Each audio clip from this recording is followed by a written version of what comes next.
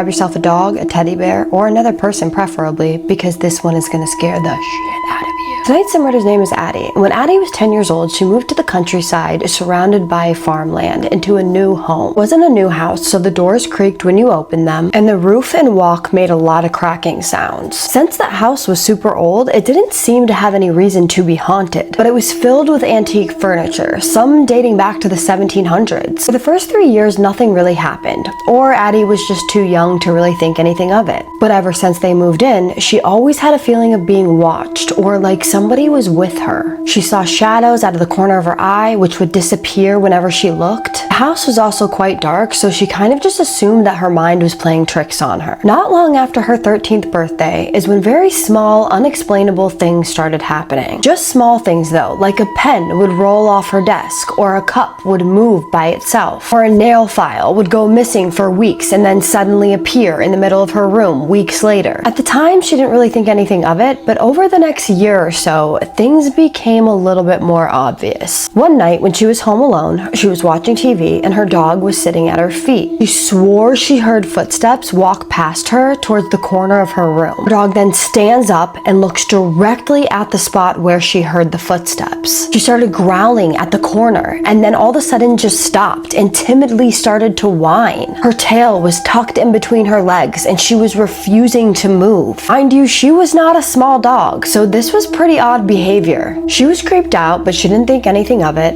until she looks over at the pillow on the couch next to her and it looks like an indentation, like someone is sitting down on it. And the creepiest part was it's a leather couch, so when it happened, she could hear the noise of the leather squeaking as it pushed down.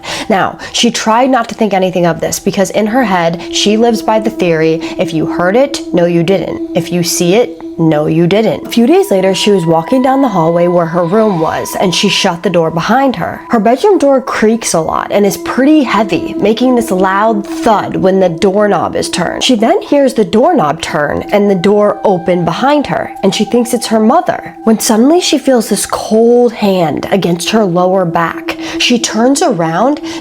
Her mother is not there. It is not her mother. She is now creeped out. She checks to see if her mother is in the hallway. She checks to see if she's in the kitchen. Her mom is not there. She's creeped out, but again, she wants to ignore this, so she goes to sleep. Things like this started to happen over the next 2 months or so. Like she would be home alone and she would hear someone whisper her name. Or hearing someone open the door and walk up to her when no one is there. The feeling of being watched was getting stronger, and at this point, she was feeling a bit paranoid. She was always sleeping with a flashlight near her, and she couldn't even walk down the hallway without